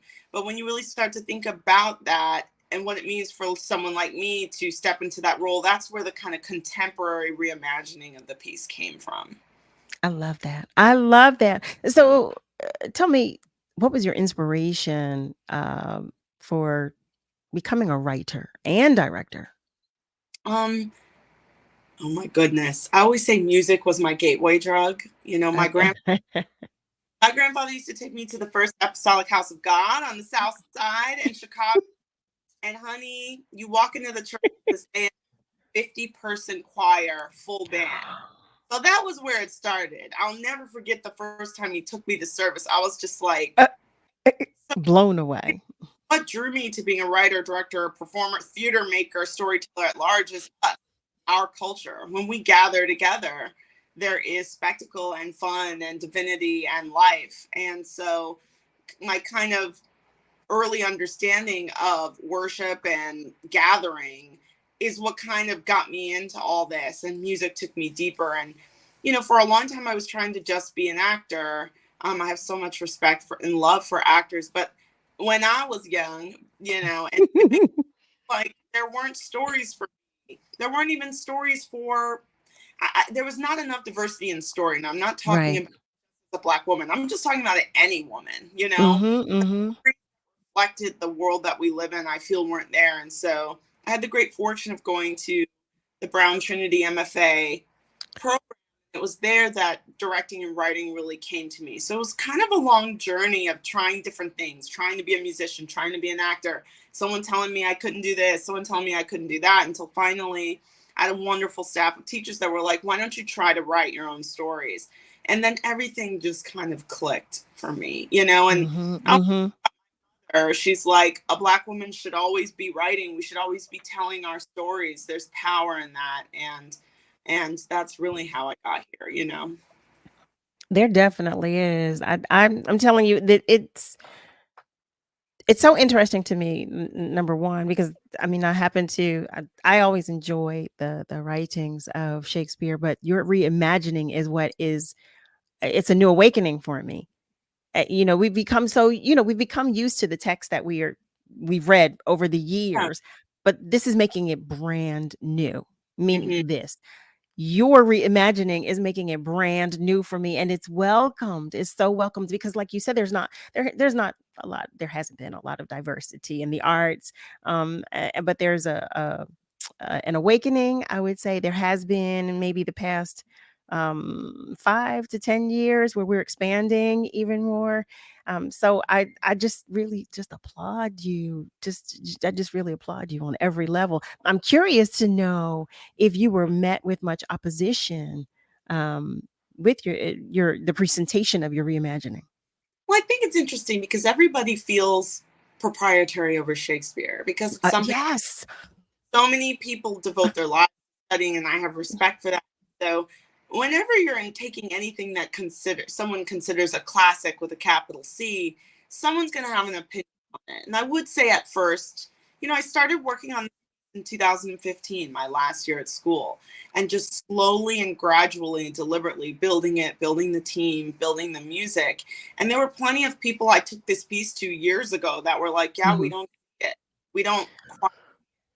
And I just had to keep going. So I think, you know, everybody has their own perspective on the classics, but the reality is none of us were alive hundreds of years ago. Why not make it relevant now? Why not find the pieces that make your heart beat, the pieces that feel congruent now, and take those pieces and run with it, you know? So that's how. I love that. Oh my goodness. I just want to go to our socials for a moment. Our family members are continuing to check in. Brother Joey is checking in and he's sending peace and love. He's sharing, stay positive, stay free in 23. Vote, vote, vote. One love and jazz to you. And Brother Nasir shares he is coming to see your play on November 14th at 6:30 p.m. You know what? To that point, before we go to commercial break, because we're going to go in a couple of minutes, can you tell our family members where they can see your play? How can they come to see your play? Yes. Macbeth and Stride will be playing in Philly at PTC, run by Taby McGar and Tyler Dabrowski. It's an incredible theater. They're always doing incredible work, and we'll be running all the way until November 19th. So please come out and see us. What was the start date? I think, oh my gosh, don't ask me about schedule, but I think performance is like November 2nd or 3rd. It's the very first one. We have previews. Yeah. So November 19th is the last? It's the last date. Yeah. Okay. So what I'm going to do, I'm going to take a moment to go back to our socials, but I'm going to try to figure out because I need to know the website so we can share that too. Come on, Whitney, we've got to share all this information. We have to make sure our family members come and support. Alfred is saying hello, and he's just sharing inspiring comments by Ms. White. And Cheryl shares, I'm there. Okay, come on. Listen, that's, you hear me? We're trying to get all of our family members out. That's what we're trying to do. This, I'm telling you, this, when I read the information, is just I became excited. I really did. Like I said, your reimagining, it makes me excited because it presents something with which I'm familiar, but in a totally new way, and with a totally new perspective and outlook. So I'm appreciative of that because it's a view that I did not take into consideration. I did not see through that view. I just saw it as it was presented in the past. So I so appreciate that. And yes, so Cheryl said, please. So Cheryl, listen, that's exactly what I'm going to do. In a few seconds, we're going to go to commercial break. But when we come back, I am going to post the website information because Whitney and I, over the commercial break, we're going to get all of that together. So when we come back, we're going to I am going to post that for you all, so you will have that. I will make sure that it is visible on the screen as well. But family, if you have just joined us, know that we are talking with Whitney White. And I told you, she's just a phenomenal lady. She's a phenomenal woman. And we're saying, yes, you are. And we are talking about her play. And when we come back from commercial break, I'm going to tell you how you can go to view it. Because I think it's something we should all see. Nasir shares, that's right. We need a word night. I know. Let me tell you something, Nasir. See? Guys, we can make it happen. So let's just. No, Whitney, we're going to do that. I'm going to look at my calendar to see when I'm in town because I'm coming to see the play. Family, for those of you who want to talk with us, feel free to call us. You can do that by dialing 215-634-8065. You can even call us toll free, 1-866-361-0900. And know that you can continue to comment on our socials, whatever you do. Stay with us because we will be right back. Hi, this is Joanne Bell of Black Women's Leadership Council asking you to join us in celebration of WURD's 20th anniversary at the Fitla Club on November 10th. For more information, please go to wordradio.com. I hope to see you there. I'll be there too. For more than a decade, Comcast has been committed to bridging the digital divide in Philadelphia and across the country. From connecting people to the internet to opening doors for the next generation of innovators, entrepreneurs, and storytellers, they are helping to create a future that benefits generations to come. Now, Comcast is expanding their efforts through Project Up, their comprehensive initiative to help build a future of unlimited possibilities. Backed by a $1 billion commitment to reach tens of millions of people over the next decade, Comcast is working to ensure all Philadelphians have the skills, resources, and opportunities they need to participate and excel in an increasingly digital world. This includes partnering with community experts to build a network of digital navigators, trusted individuals who help build awareness around initiatives like the government's Affordable Connectivity Program and teach critical digital skills to get more people online. Project Up, building a future of unlimited possibilities. Learn more at comcast.com/Project Up. Through Project Up, Comcast is committing $1 billion to build a future of unlimited possibilities. The job search can be a difficult and frustrating process. WURD's Livelihood Initiative was designed to help you find the right opportunity for your next professional move. Check out the recent openings posted on the Livelihood job board at wordworks.com. The Wagner Institute of Science is hiring a science outreach educator. The Bicycle Coalition of Greater Philadelphia is hiring both a director of finance and operations and an executive director. For more information on these jobs and others, go to wordworks.com and learn more about the Livelihood Initiative, brought to you by WURD Radio, progressive Black talk media. How was your drive to school? Let me tell you, I had to get my iced coffee first. I just can't seem to put it down. My favorite rapper just announced a tour. My phone was buzzing like crazy. I'm so excited. I had to text all my friends right then to talk about it. Then someone started calling me and... Let's try that again. I turned my phone off right away. I never drive distracted. Visit StopTextStopWrecks.org. A message brought to you by the National Highway Traffic Safety Administration, Project Yellow Light, and the Ad Council. Hey, son, how are you feeling? I'm fine, Pops. What's on your mind? I can't explain it. Navigating without a compass, eyes waiting, started to wonder. Metamorphosis, philosophy without yours.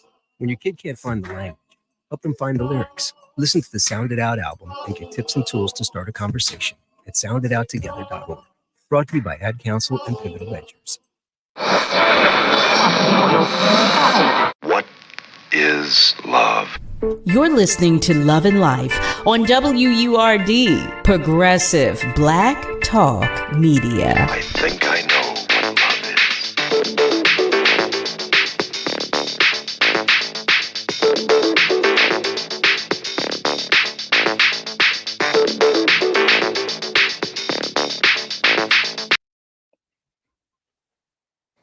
Well, hello there, family. Welcome back. You are tuned in to Love and Life with yours truly, Carol Riddick, right here on WURD.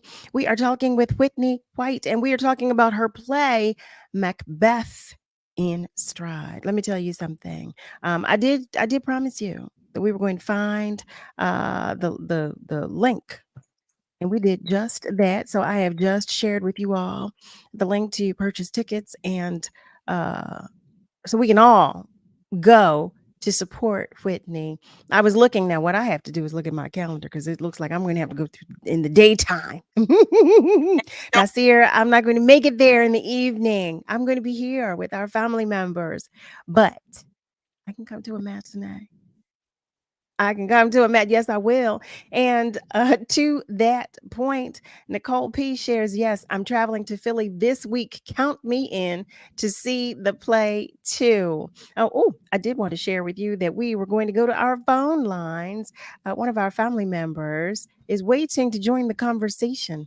Hello, and thank you so much for calling. Hello, Cal. Hey, Ron, how are you? Yes, I'm fine. Hi, ma'am. How you doing? I want to quote, Shakespeare is also quoted, thus conscience makes cowards of us all. He also said the world is a stage and we're all playing our part. Yes, I need to ask you a question. Are you familiar with one of the greatest quotes that was ever said from Marian Anderson out of Philadelphia? You remember with one of her quotes? When they interviewed her when she did the book, God Bless America.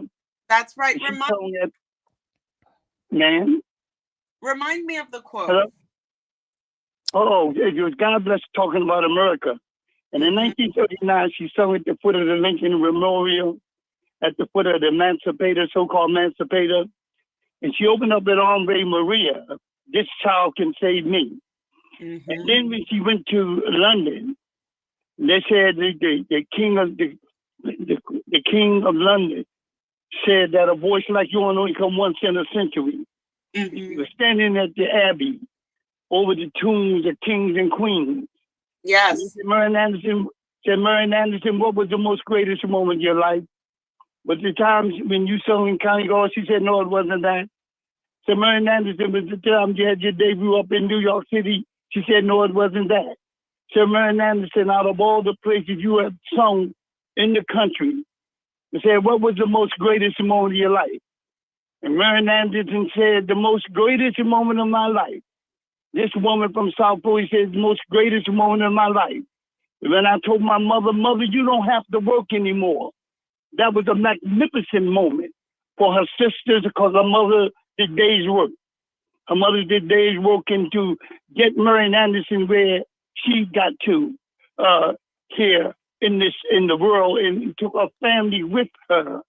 And then and we thank for Marian Anderson, but we have other people here that have did so much to have a community a community interaction. That's Cal Riddick. I certainly hope she have community giving, a community work speak for itself. What a wonderful two compassionate persons. And I know we have many other them, but the reason I highlight them, Cal just had a program on talking about, the least of these and these children. And that's very important because what a parent does in their relationship with their children, they were carried on into their adulthood. We don't know how many years that they have with us. And this is about very important. People like Mother Hill, I don't know if you're familiar with her. Familiar with her. And I want to remind you of something, ma'am. Out of all the things we have in the world, and there have been a lot of them, you have an opportunity. What happens when the curtain comes down? What happens after the act is over? I would certainly hope you would be very creative in your speaking. And you're speaking now, not your singing. And say to them, guess who I saw today? I'm being a little metaphor. Guess who I saw today? I saw suffering, and I tried to help. I seen those who could not speak for themselves, and I spoke for them, especially the children, because they need somebody to speak for them, and not because they're not able to speak like you are. That's the gift of life. And when you do something like that, man, you leave this world, it will be written for people like you and Cal and many others. These words, there are many words on obituary, but these words will be written. Lord, I tried. Said, you know, the cow used something. I thought about that.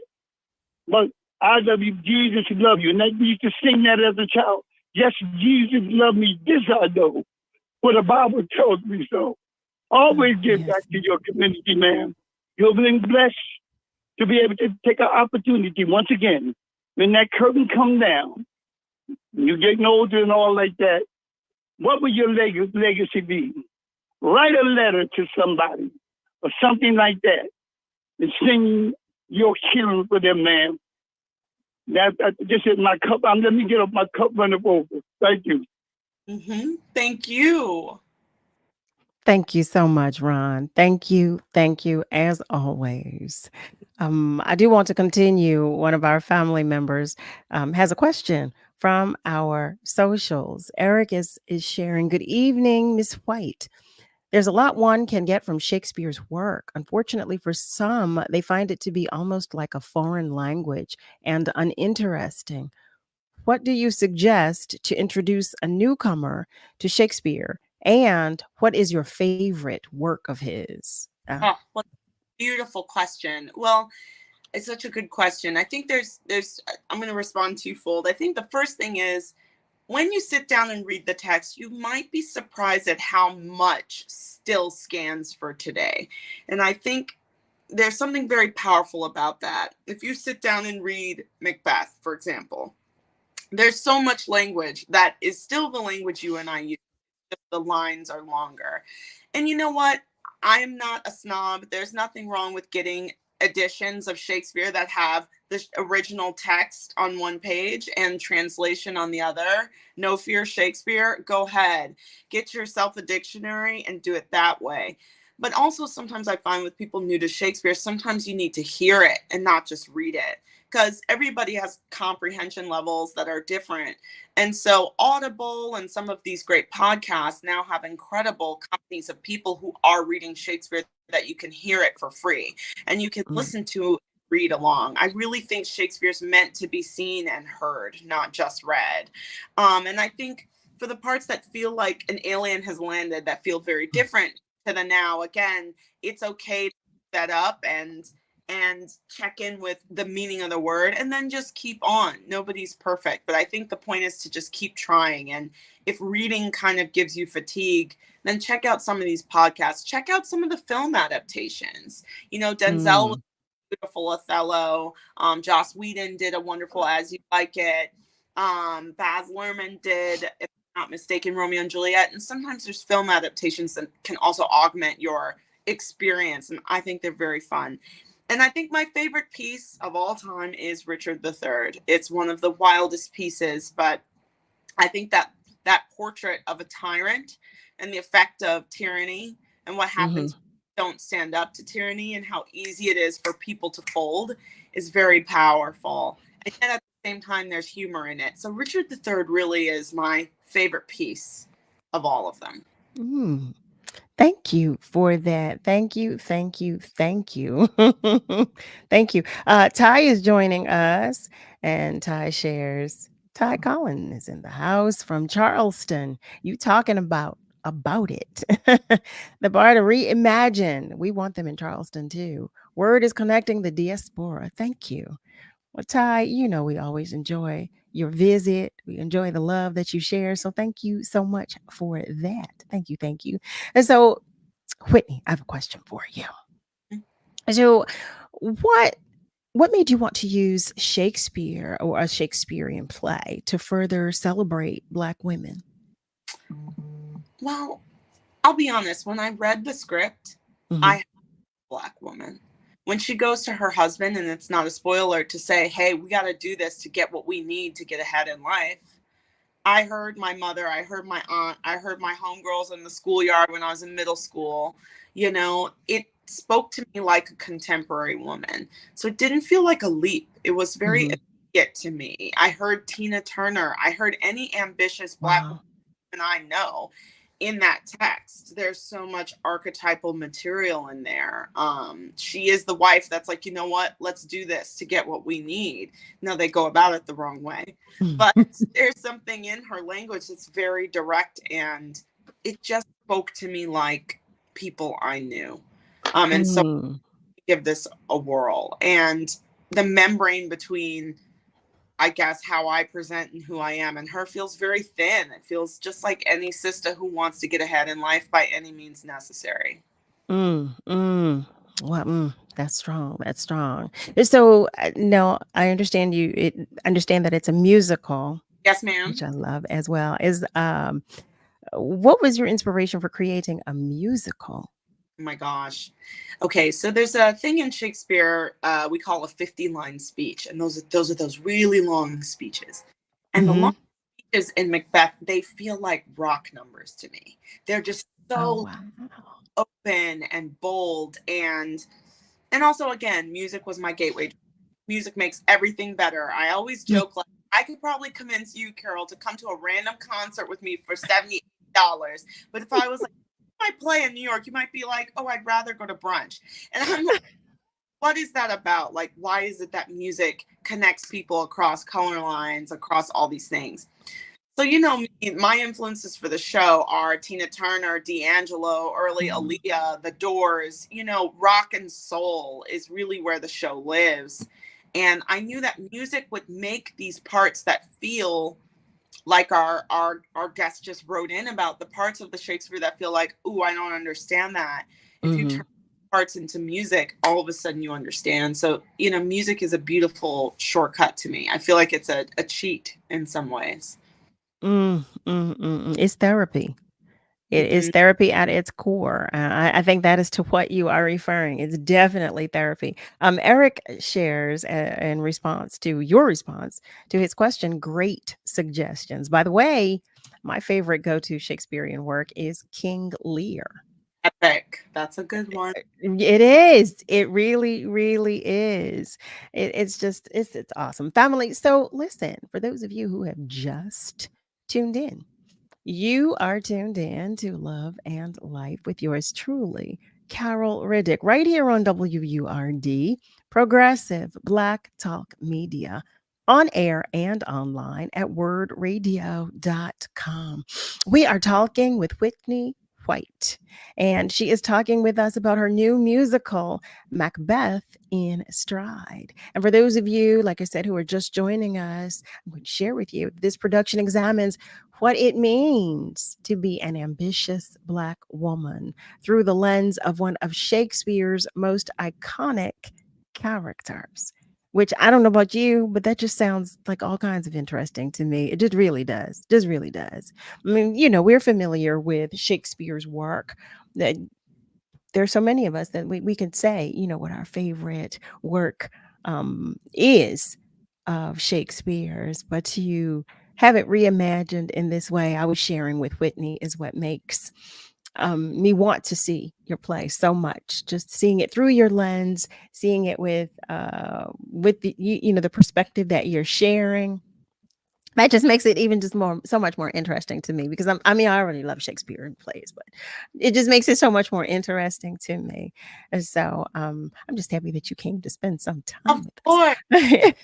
Family, listen, if you have a comment or a question, you already know, but for those of you who don't, feel free to call us. You can do so by dialing 215-634-8065, or you can call us toll free at 1-866-361-0900. You can also share a comment in our comment section, and I will do my best to read it aloud. Now, Whitney, you were talking about being a musician as well. Are you a vocalist? Are you an instrumentalist? Are you both? A vocalist, and I play just enough piano to get by. That's what I always do. But the voice, that's kind of my my where I live. As a singer. Your instrument. I love it. Are there original works in the play? Are there any original music that I've been working on over the years? Yeah, all original music. That's rock, soul, and gospel, essentially. So, and in what genre or genres do you work primarily? You know, I do love rock and roll. Black people like rock and roll. I'm always like, of course we do. And I, you know, I do love me some Tina Turner. I do love Mick. and I do love Trent Reznor, Nine Inch Nails. So there's some real rock moments in there. And then there's some kind of contemporary soul moments. And then there's your every now and then a little musical theater moment. Can't help it. Away from it. But yeah, a lot. I always, when I was coming up, I used to listen to En Vogue and all those really amazing Black female groups. And so it's not just me and my show. I have to give a shout out. I have 3 Black women in the show with me, and my wonderful dear collaborator, Charlie Thurston, as well, who plays Macbeth. And my witches, as you could think of them, remind me of your sister, your enemy, your best friend, bully, your cousin. They land all these voices in the show, and we harmonize and sing together. I just, En Vogue is so iconic to me. So there's 4 of us all together, the 4 Black women, and what we get to do with that music is very fun. Wait, so here I am. I didn't even realize you're in it as well. I'm concentrating on you writing it, directing it.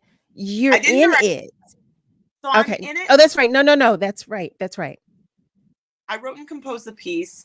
Let me give a shout out to my collaborators, because theater is a deeply collaborative art. It's like a gumbo pot. Everybody goes in. So my directing team is a wonderful couple named Taby McGar and Tyler Dabrowski. And I perform in the piece along with 4 other actors, Stacy, Chelsea, Simone, and Charlie. And then we also have a 4-piece band. I worked with an incredible music director, Stephen Cuevas. It was a real group effort, Mm-hmm. Oh, family. Okay, so listen, I have more questions, and I know you do too, and you've got comments as well, as do I. But we're going to take just a short commercial break, and we're going to share all of that when we come back. So stay with us, because we will be right back. I'm Carol Riddick, the host of Love and Life. And guess what, family? I will be live. That's right. I can speak with you about the real facts and honest opinions on dating, sexual health, casual and committed relationships. Join me Monday through Thursday from 7 p.m. to 9 p.m. The conversations will be served on a judgment-free platter and seasoned with unapologetic realness. So join me Monday through Thursday from 7 p.m. to 9 p.m.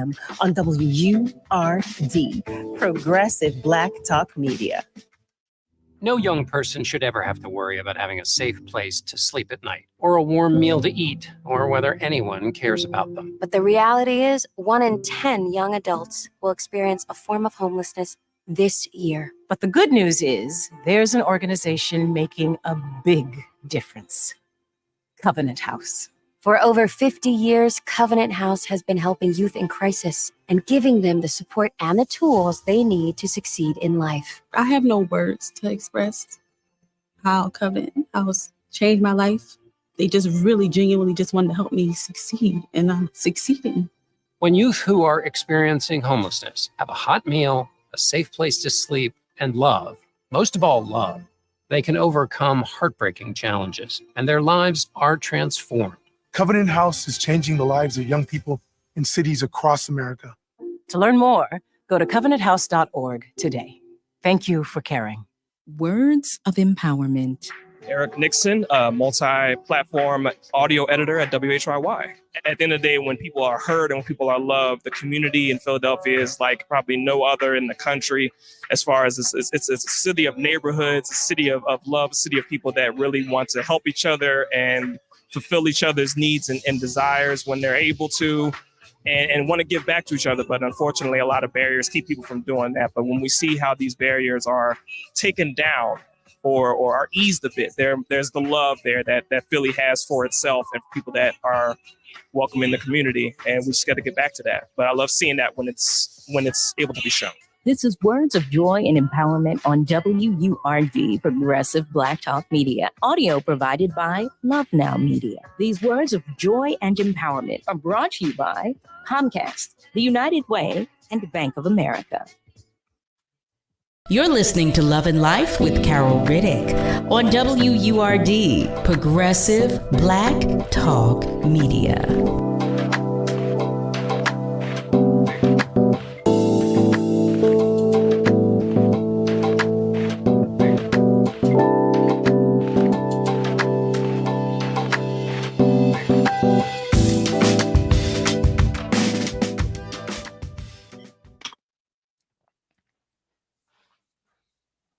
Well, hey there, family. Welcome back. You are tuned in to Love and Life with yours truly, Carol Riddick, right here on WURD. We are talking with Whitney White, and we are talking about her new musical, Macbeth in Stride. And for those of you, like I said, who have just joined us, you can find the link to purchase tickets to see it in the comment section. Yes, you can. Yes, you can, because we want to make sure our family supports. That's what we want to make sure. So, Whitney, how did your journey bring you to Philadelphia? Now, I'm happy that you got here, but how did your journey bring you here? My gosh, come on. Philadelphia is like some of the most exciting Black artists in all disciplines are coming out of Philly. Playwrights. James Imes, who just won the Pulitzer for Fat Ham, is from Philly. And the directors of my play, Tyler and TB, are the artistic directors of Philadelphia Theater Company. Oh, So, wow. you know, they're running that incredible institution. They were like, let's bring the show here. And I was like, absolutely. I'm a fan of the Wilma Theater there. There's a lot going down in Philly, fam. And I want to come and be a part of it. But that's really how TV and Tyler run that institution. They've been directing the show. And so we got the opportunity to put together a tour. And I should say, for anyone who's in DC, we're running right now in DC until October 29th. So just in case we have any fam in DC, come on in, come on down. I love it. Now, where is it running in DC? At Shakespeare Theater DC, right in Penn Quarter. You better be busy. Listen, I'm not mad at it. I am not mad at it. I'm like, I keep telling you, I applaud you. I really do. And so I know I'm looking at the time, and I know we'll be wrapping up in a few moments. But before we do, I'm curious to know, because I read, or I shared with our family some of your accomplishments. You're an OBO. Yes, you're an Obie Award and Lily Award winning director. I mean, actor and musician. Like, can you share with us just what it means, what all of that means to you? Yeah. I think I have to start off by giving a shout out to my mother, Janice White. I was raised by a fierce single Black mother, and I had a beautiful childhood. And I was surrounded by aunties and cousins and so many incredible women. And I feel everything I know now I learned from them. My taste, my understanding of the world and art, my understanding of quality, because even when we didn't have much, my mom taught me you could always do things the right way. So all those things growing up in Chicago with that family really, really stuck with me. And so every time I get to do a story, whether I am directing or writing or performing, anytime I get to put an image of a Black woman on a stage, I'm doing it in gratitude to those who came before me and sacrificed so much for me. And that's, I mean, I don't take it lightly that I get the opportunity to do this.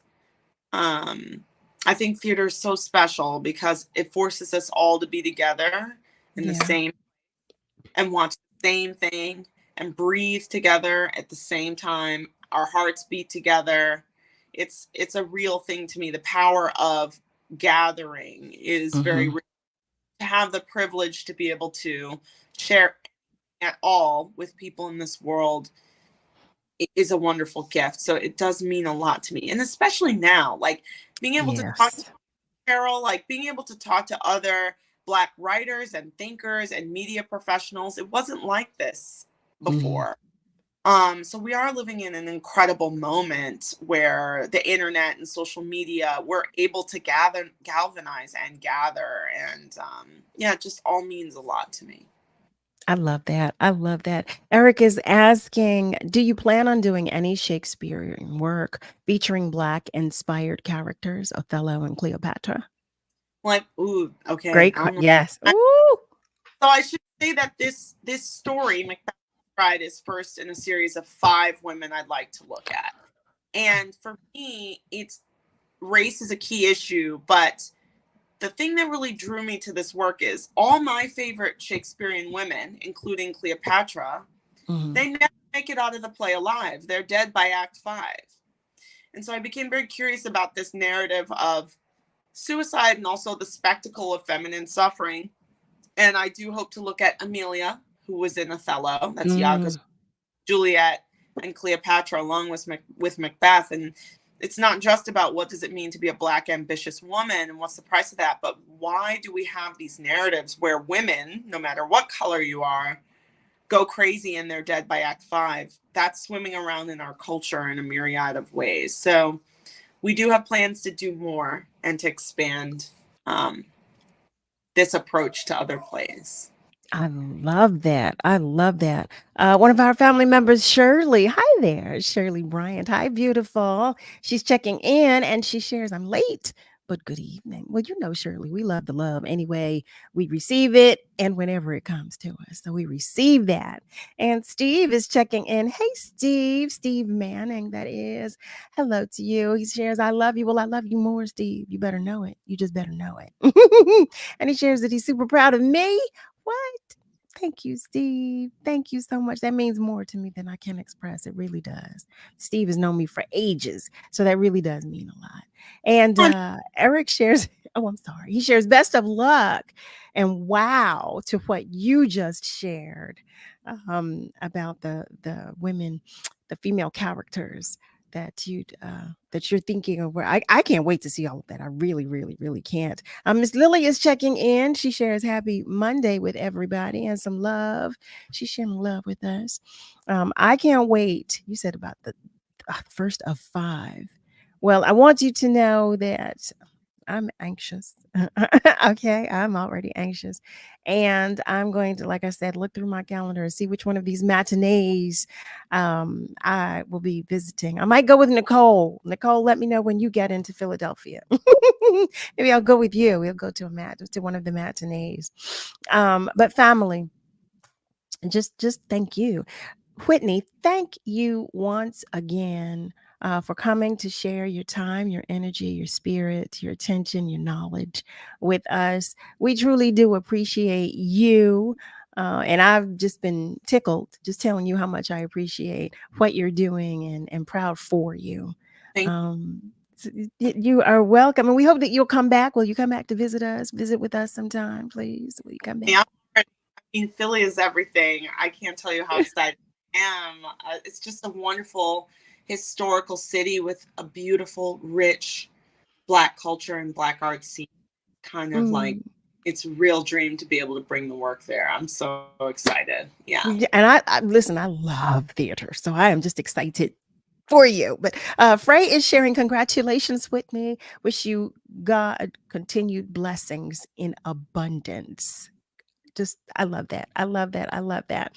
And so you've got all the love from the family. We've got we're sharing the information. Oh, Tim, I missed you. Hey there. Tim is sharing hello. I got it in. I got it in. He's sharing hello. So just thank you again. And we look forward to seeing you the next time. How about that? Thank you. Seeing you the next time. Thank you so much for all that you do. Oh, God bless you for that, Whitney. Thank you. Oh, don't you make me smile.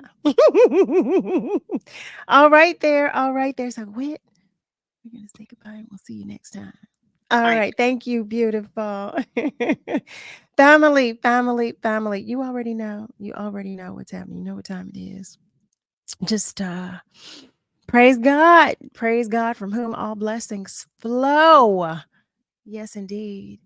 As we wrap up tonight's episode, just thank you. Thank you as you continue to support Love and Life. To all of our callers, to Ron. Ron was our only caller tonight. So to Ron, you know we love you, Ron. But to thank you, just thank you so much. To everybody that contributed on our socials, thank you. To our guests tonight, Dr. Kevana Nixon and Whitney White, just thank you. Thank you both as well for all that you do, all that you are. And to the entire WURD family, especially Nigel Jax and Nick Steptoe, for all that you do. Okay, because y'all don't know, some days I struggle, but they help me through it. Family, you know what I'm going to say to you. Just remember that we are all in this together. So be good to you But please be good to those around you. Always, always. I love you. You hear me? But God loves you so much more. So much more. Have a great rest of your night, family. And remember to be sure to join me Monday through Thursday, 7 till 9 p.m. Eastern Time for another edition of Love and Life right here on WURD, Progressive Black Talk Media. Bye, y'all.